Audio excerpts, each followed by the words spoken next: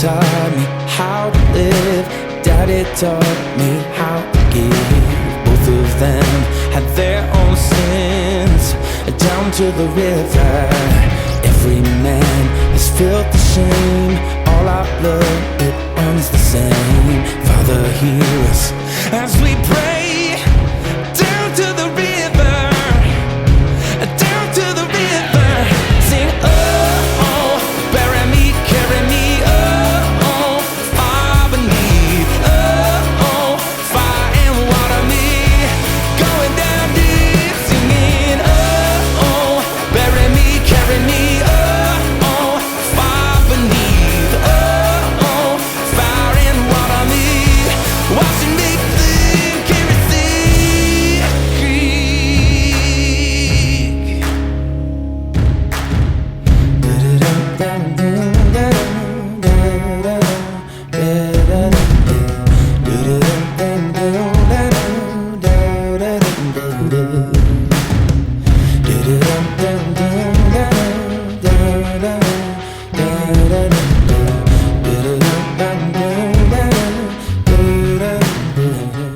Hi, welcome to the Cryptid Wilderness Research Podcast. I am CWR team member Daniel Becker up here in Anchorage, Alaska, staring into the Arctic abyss.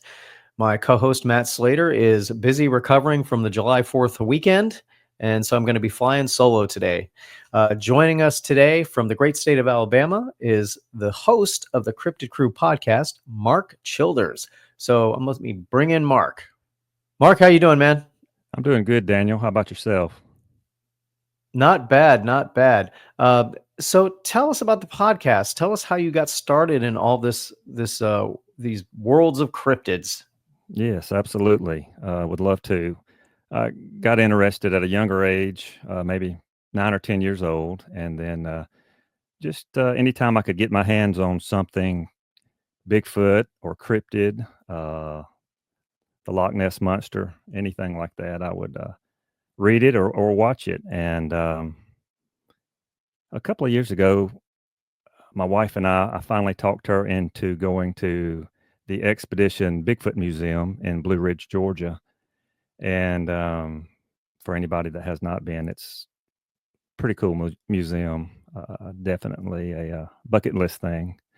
But met a gentleman there and that worked there. Talked to him for a little while. We talked back and forth and thought about doing a podcast, and he wasn't able to. The timing wasn't right for him, and my wife was like, "Why don't you go ahead and do it yourself?" And I thought, absolutely, I'll dive into it, and that's what's happened. We do anything. We research and talk about anything Bigfoot to UFOs to Dogman and more. So Now, as I mentioned, you're in the state of Alabama. In your section of Alabama, had you heard any stories about Bigfoot in that area? mainly from online reports like the BFRO. I try to stay up to date with the reports that they have in this area. North of here is the Talladega National Forest, which is about almost 400,000 acres, and it is tons of forest, water, cover, for something like a bipedal creature to exist and flourish there. So it's not far from where we are. We're probably about an hour, maybe an hour and a half from there. And but this area, not as much until recently, I guess you could say, the last year and a half or two. Now, you sent us an audio clip that is extremely interesting. So before we play it, set the scene for this clip. Okay. I'm not sure if you're familiar with Stacy Brown Jr. He was on Finding Bigfoot, and Tyler Howell and a couple other people were going to different towns or different cities and doing like a Bigfoot town hall all throughout the South.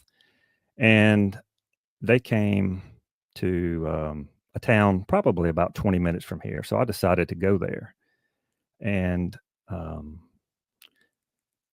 went there, listened to some presentations, and actually got a migraine. So I left to go get some caffeine and hoping that would help. It did, and then I returned just after lunch, and I was standing on the back wall of the Civic Center. Somebody was doing a presentation. I cannot remember who it was, but when the lights came on, I looked at the front, and my neighbors across the road from me on my mother's property stood up and walked to the back, and I said, "Hey, what are you guys doing here?" And they asked me the same thing practically at the same time, and they said, "Mark, what are you doing here?" I said, "Well, I've always been interested in the subject." And they said, "We've got a recording we want you to listen to." And we brought it up here to maybe get an expert to listen to. So that's why we brought it to the town hall. And I was like, "Oh, yeah, sure. Absolutely. I would love to hear it." And so we walked out onto the front part of the community center or the civic center. And I was blown away. I was not expecting to hear what he had recorded, especially from a phone. And outside where there was noise, cars going by and people talking and walking and so on. And I think I asked him to play it maybe 2 or 3 times and just shook my head. And it's pretty, to me, it's pretty compelling. But if you want to play it, and then I can kind of talk about it a little bit afterwards. Absolutely. Now, this is on private land, right?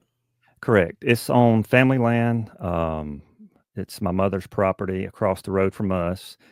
We live on 22 acres, my wife and I, and has some more family that lives on about 60 acres or so. And then there's more acreage across the road.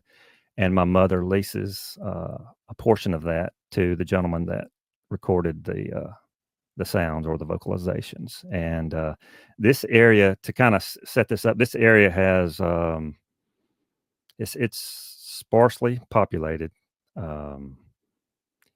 It's probably, like I said earlier, about an hour from Talladega National Forest, but lots of forest, lots of pasture, lots of water, and tons of wildlife here. There's tons of deer, squirrel, and so forth, fox, raccoons, and so on. All right, I'm going to go ahead and pull up that audio recording, and we're going to listen to it a couple of times. And also, I'm going to stop it intermittently for your comments. Okay, can I set something up real quick? Absolutely. Okay, what has happened is he walked out onto his front porch about 2 or 3 in the morning, could not sleep, heard a vocalization, walked back in to get his cell phone to record what he had heard or see if he could catch it again. And as he's walking back out onto the deck, you can hear it's a wooden deck, and I think you can hear the screen door or the glass door open, and then he starts recording. And in about 15 or 16 seconds into the recording, you can hear either a rock clack or either a wood knock. All right, let's go ahead and pull it up.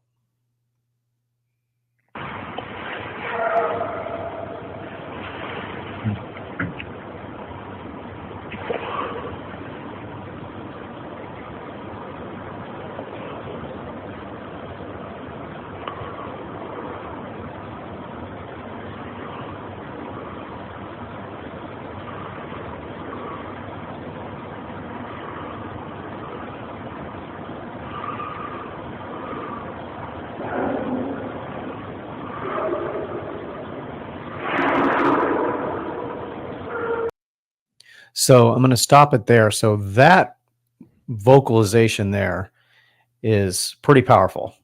Absolutely. Something extremely large, in my opinion. Yes. Well, let's continue.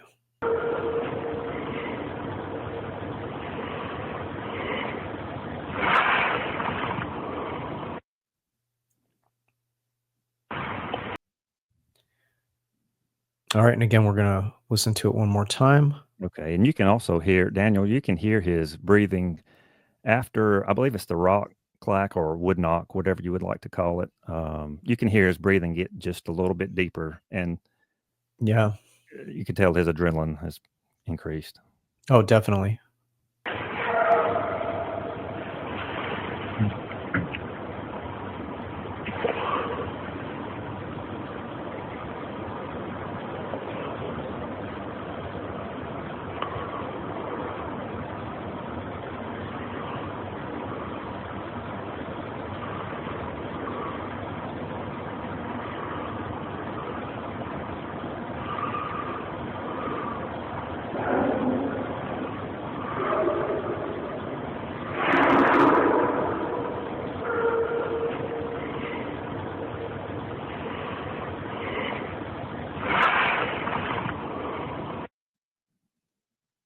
That's Wow.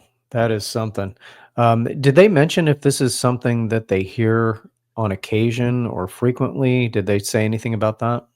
I've interviewed him twice after the fact, and that is the only time he has heard anything like that. I was trying to think back myself if I've heard anything remotely close to that between, during that time or afterwards or even before, but I cannot. I cannot remember. I'm pretty sure I would remember something like that. That's extremely loud um, and very guttural.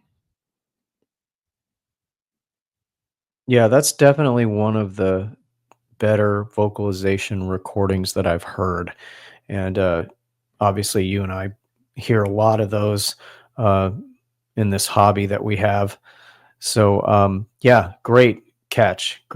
And it sounds like that area is would be a fantastic area to research. Yes, yes. Like I said, it's sparsely populated once you get outside of the city limits, and it's a county road that we live on. And like I said, there's lots of pasture. There's farming, close by, cattle, and I believe some soybean, maybe possibly um, peanuts. But yeah, that um, it almost sounds like to me that there were two. It sounds like the large guttural sound, and then the one after that was like a whoop, was responding to it. And so I'm assuming there may have been more than one. I would tend to agree with you. I would tend to agree with you. Now, one of the things that I noticed about the South, because as you know, I'm up here in Alaska, is that people down there are seem to be more open to talking about the topic than they are in the North. Um, Down there in Alabama, in that area, how do people approach this topic? Are they more quiet about it, or are they more willing to talk about it? What's been your experience there? I guess my experience may be a little different then. I have had somewhat of a difficult time getting people to open up, or start, engage with about the topic. If a lot of people that I've talked with seem like they're, I guess, scared of ridicule. Uh, but once you start talking about it, then they'll open up. If you can get them started on the subject, then they'll open up to you and give you, you know, exactly what happened. And you can tell, even when I talked to Alan about those recordings. Alan, he was an outdoorsman and hiked and camped and fished his whole life, pretty much. But you could look into his eyes and listen to his voice, and you could definitely tell that it was organic and he was not embellishing whatsoever. And going back to that vocalization, I don't know if I've mentioned this to you or not. We went to Townsend, Tennessee I guess it was last May, for the Smoky Mountain Bigfoot Festival, close to Gatlinburg. And he had just previously gave me the recording to listen to.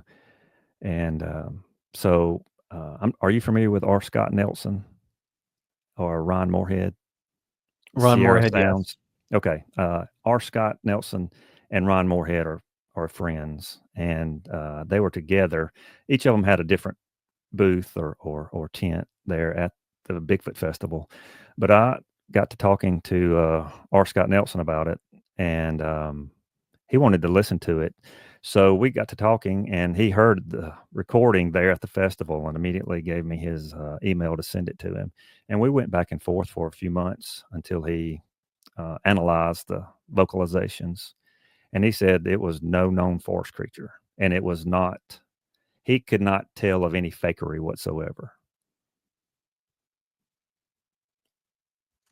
One of the cryptids that seems to be popping up a lot more on the radar is Dogman. And have you heard any reports of Dogman down there? And I'm starting to hear more about it in other podcasts, and also when I spoke at the Nebraska Bigfoot conference back in April, audience members had a lot of questions about Dogman. Have you heard any reports of Dogman down there in your area? I've heard a few reports, and as the crow flies, not terribly far from here, where there's been some activity. Even on the BFRO website, there's a sighting of a Bigfoot by more than one person in that particular area that I'm talking about. And that area is fairly rural as well, but there's a lot of activity that goes on there, just more than Bigfoot, more than Dogman, and some paranormal stuff that goes on there as well. But yes, there have been a few cases I have heard of. I just recently heard of one, and I know I mentioned that to you earlier about we were in the Pacific Northwest at the Glide Sasquatch Festival, and we had a tent there and had people sharing stories, and we had a gentleman come up and share a story. This happened in Texas, and it was a friend of his he had worked with, a coworker for quite some time, were hunting on this property, and he had no clue what he had heard running at him. And once I guess it came through the brush, there were 5 bipedal dog-looking creatures running at him, towards him, and he shot one of them. And the gentleman I talked with said, Mark, the guy has no reason to embellish the story, to lie. I saw the picture of it. I cannot explain what it is. And that was one of the most interesting stories I have ever heard of a dog man. And backtracking just a little bit, once the one was shot, which was shot in the lower chest area, so the creature had to be on 2 legs or had to jump over him.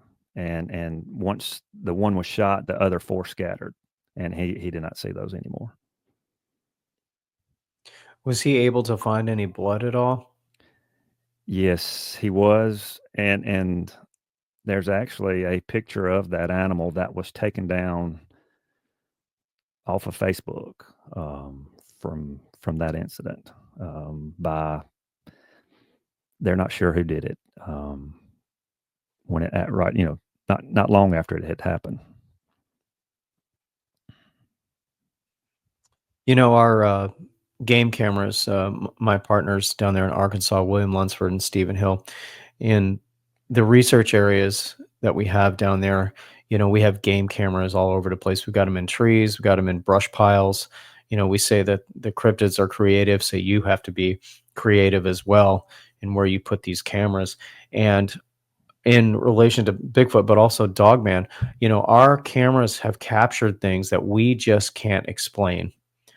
You see those dog-like features. We found the dog-like tracks in the areas.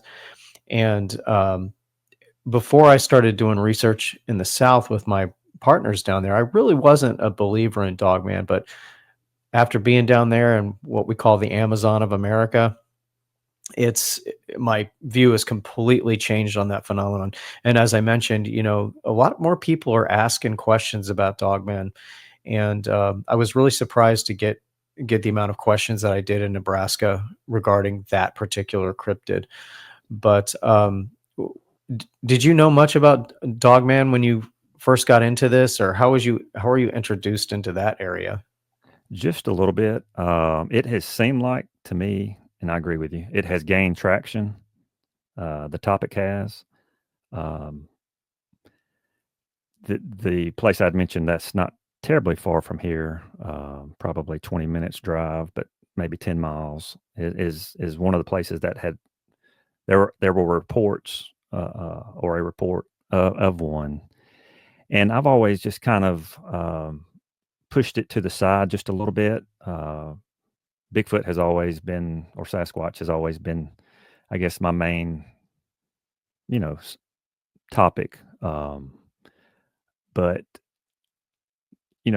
seeing that picture I had mentioned to you earlier, I mentioned earlier, and listening to a few reports, there's some credibility there to the subject. And I don't know, what I saw was flesh and blood, but I've always thought too on the other side, it could be something else that's not of this world. Maybe something evil. I don't know. But what the reports that I have read and seen on different documentaries, that description's slightly different than what I saw in the picture. So it's hard to say. So when you were examining the picture, did you actually see a picture of the face, or was it more the gunshot? What did you see? I saw a picture of the animal, and it was, gosh, it's somewhat disturbing actually. I do not see how it was edited or photoshopped, and you can almost look at the gentleman's expression on his face and see like he was kind of in shock. Um, you could see the blood at the front end of the chest or bottom at the bottom part of it, and it had hooves or hoof type feet. So it was not like dog paws or coyote paws or wolf, but the face was that shape. And I did not get a good look at the hands so much, but it wasn't that tall. Maybe 4.5 feet, possibly. That's just kind of a guesstimate, but yeah, extremely disturbing photo, no doubt. Another thing we're hearing about Dogman is some people are actually allegedly spotting Dogman and Bigfoot in the same areas and sometimes even together. Have you heard any reports about that? I have not heard any of them being together. No. Same area, yes, but not encounters where you have had sighting of one, and then shortly after that a sighting of another, or together. Um, I have heard of Bigfoot sightings and orbs, and had a friend of mine that had a sighting where the orb, and he was not a believer whatsoever prior to the incident. But if you want me to, I can elaborate on that just a little bit. Yeah, please do. Yeah. He was camping with some other guys, and it was night time, and there was a light that showed up, and it was just a light floating, maybe the first or second limb of a middle-aged pine tree height-wise, and floating in the forest there, just at that level. And a couple of the guys kind of followed it because it got a little bit deeper into the woods. And he asked, what are y'all doing? What are you guys doing? And it disappeared. The light disappeared. But shortly after that, they heard crashing and breaking of limbs, like something was running through the brush. And at that particular time, he was a skeptic, and it wasn't a thought to him, Bigfoot or Sasquatch or whatever. But and he didn't know anything about orbs as well. But it's it kind of opened his eyes, and he started doing some research, and then became a believer, after that. So now's a good time to pull up the video of an unexplained light. So tell us what we're going to see here. Okay, this we were just on vacation, maybe a week ago or 10 days. We're close to Pensacola, Florida, and we're just west of Pensacola, close to the Gulf of Mexico, and between the Gulf of Mexico and really Perdido Bay is what it's called, the Florida-Alabama line. And there's a naval base down there. Of course, I've had people mention that since I've posted this, which I already knew that. But we were outside of our camper, and just myself and my daughter's boyfriend were talking, and this light showed up. And as far as the distance it was from us, I'm not sure exactly. Maybe 400 or 500 yards, possibly, maybe just a little bit further. But it never blinked, never made a noise. There was no drones or no aircraft activity close by, and like I said, it was quiet.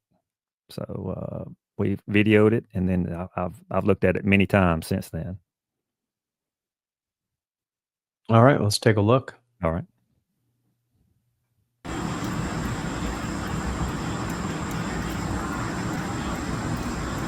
That is so weird.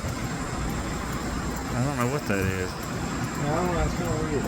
I guess it went behind trees. I don't know. Oh, no, there it is again.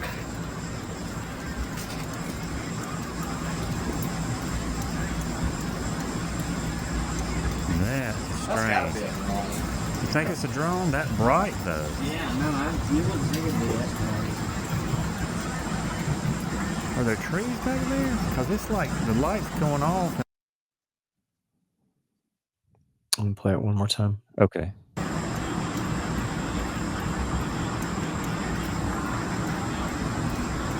That is so weird. I don't know what that is. I don't know, it's kind of weird. I guess it went behind trees. I don't know. Oh, no, there it is again.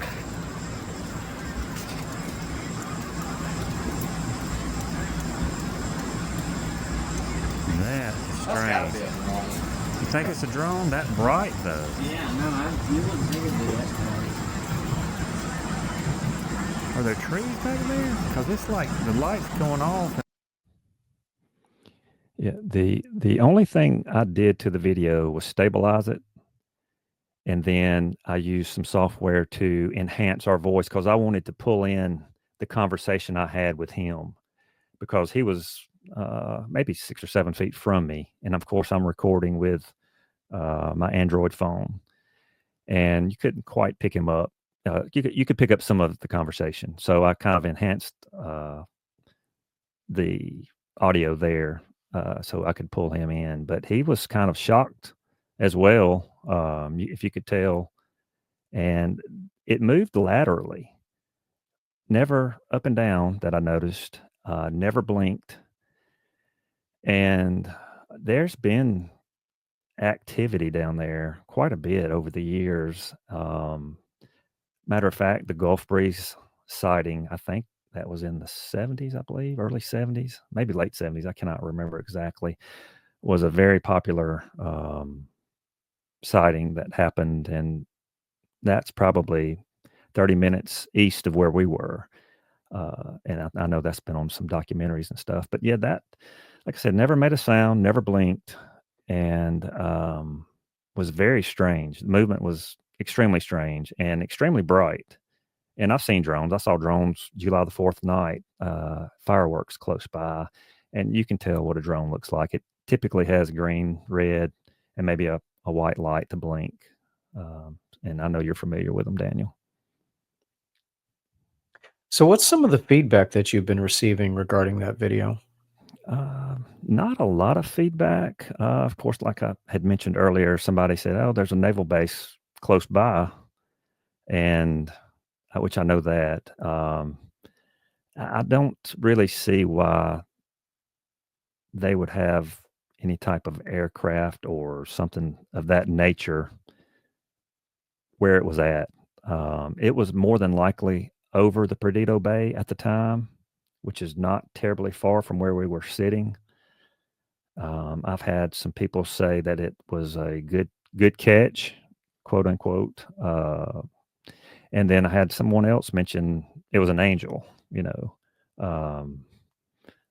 But it was it just came out of nowhere, and it almost looked like it went behind a tree, and then came back out, and then went back again. So it was moving from right to left and back left to right, then back left again, and just did not make much sense to me.